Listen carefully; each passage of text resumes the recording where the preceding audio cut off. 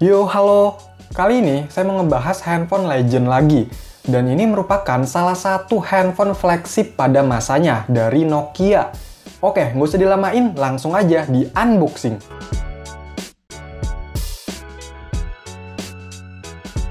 Ya, jadi ini adalah Nokia N95. Handphone yang punya berbagai fitur keren pada masanya, sekitar 15 tahun yang lalu. Dan waktu itu dibanderol seharga 9 jutaan rupiah. Dulu mahal ya segitu, tapi kalau sekarang ya udah turun banget. Ini saya beli di toko Pak Edi cuma 100 ribuan aja, dengan kondisi bekas dan batangan. Kalau dilihat-lihat dari bagian depan ini udah rame banget ya. Ada layar berukuran 2,6 inch, di atasnya ada kamera depan, key VGA, kalau nggak salah ini lampu flash ya, terus earpiece dan tulisan Nokia N95. Bagian bawah layarnya ada tombol navigasi arah, pilihan, menu, multimedia, call, delete, dan prediktif. Untuk bagian sisi kanannya, ada lubang speaker, tombol pengatur volume, shortcut galeri, dan shutter kamera. Sisi bawahnya ada lubang gantungan strap, lubang mini USB, mikrofon, dan lubang charger Nokia yang kecil. Sisi kirinya ada slot microSD, ini harusnya ada penutupnya, terus infrared, lubang jack audio, dan speaker lagi, jadi udah stereo ya. Di bagian sisi atasnya ada tombol power. Untuk bagian belakangnya di sini ada kamera gede banget nih.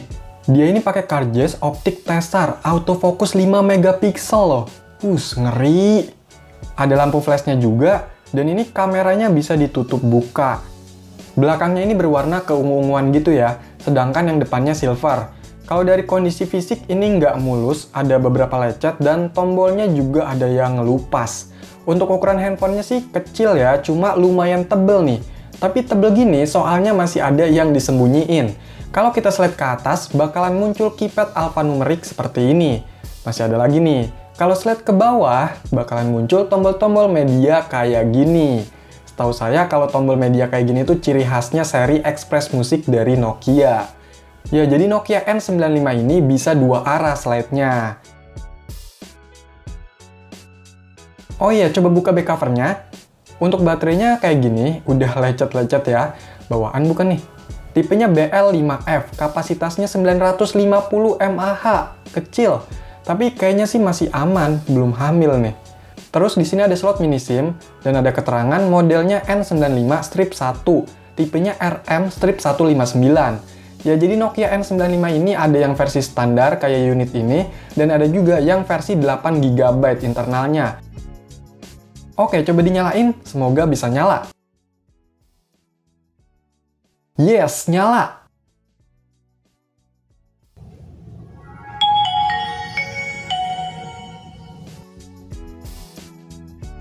Dan inilah tampilan dari Nokia N95. Nah, dari tampilan dan menunya ini udah nggak asing ya, karena dia pakai OS Symbian S60 V3 Feature Pack 1. Untuk daftar menunya biasa ada kontak, SMS, musik, galeri, dan lain-lain. Nah, yang kerennya, kalau kita buka menu media, itu tampilannya jadi kayak gini. Jadi lebih hidup dan ada animasinya gitu ya. Nah, di sini bakalan muncul semua fitur multimedianya. Kalau kita slide, tombol alphanumeriknya ini dipakai buat ngetik aja. Sedangkan untuk tombol media, kalau kita tekan ini bakalan langsung ke pemutar musiknya. Dan untuk suaranya, ini mantep juga loh. Selain itu, handphone ini juga udah ada akselerometernya. Jadi kalau dimiringin, layarnya juga ikut miring atau jadi landscape. By the way, untuk layarnya ini nggak touchscreen ya. Di layar segini kalau sekarang emang termasuk kecil, tapi kalau dulu ini udah lumayan. Buat nonton video juga ya tetap puas kan ya. Nah, untuk jaringannya, handphone ini 3G. Ada Wi-Fi, GPS, Bluetooth, infrared, dan support USB juga. Wah, ini udah lengkap banget pada zamannya. Cuma sayangnya nih, di unit saya ini nggak bisa dipakein SIM card. Jadi emailnya itu nggak kedaftar. Selain itu ada minus lainnya nih. Bagian layarnya ini ada kayak lecetnya gitu, dan agak gelap juga bagian sisinya. Walaupun ini masih bisa kelihatan ya. Untuk yang lainnya sih normal aja. Kamera yang berukuran 5 megapiksel ini untuk ukuran handphone dulu udah gede banget dan bagus. Tapi kalau sekarang ya udah jauh. Dan inilah hasil kamera dari Nokia N95.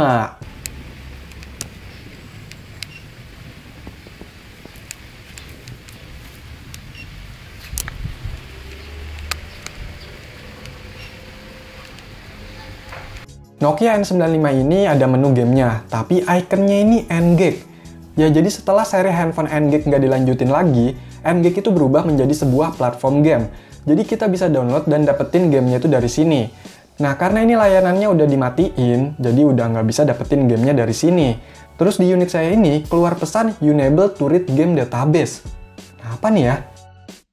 Dari beberapa info yang saya dapat, kita masih bisa dapetin file-file gamenya dari berbagai sumber. Untuk format file gamenya itu .ngage. Dan untuk installnya, itu kita tinggal pindahin aja filenya ke handphone di folder ngage. Setelah itu buka menu game, ntar otomatis gamenya terinstall. Dan harusnya siap dimainin. Tapi di unit saya ini tetap error kayak gini. Apa harus dihack dulu kali ya?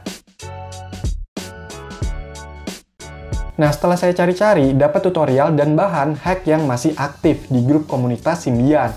Untuk cara hacknya juga masih terbilang cukup mudah, sama kayak handphone Nokia Symbian lain yang versinya sama. Ini pakai aplikasi Explore, terus install Mobile Security. Oh iya, kalau Nokia itu enak nih, bisa diubah tanggalnya buat install bahan hack yang kadaluarsa. Habis itu baru bisa di-patch pakai ROM patcher. Setelah itu pilih install server yang sesuai. Nah, coba ganti lagi tanggalnya yang benar. Terus tes install yang kadaluarsa. Kalau bisa, berarti hacknya udah berhasil. Saya coba lagi nih, install game N-Gage-nya. Ternyata sama aja, nggak bisa. Keluar error kayak gini. Saya udah coba install game yang lain, tetap aja.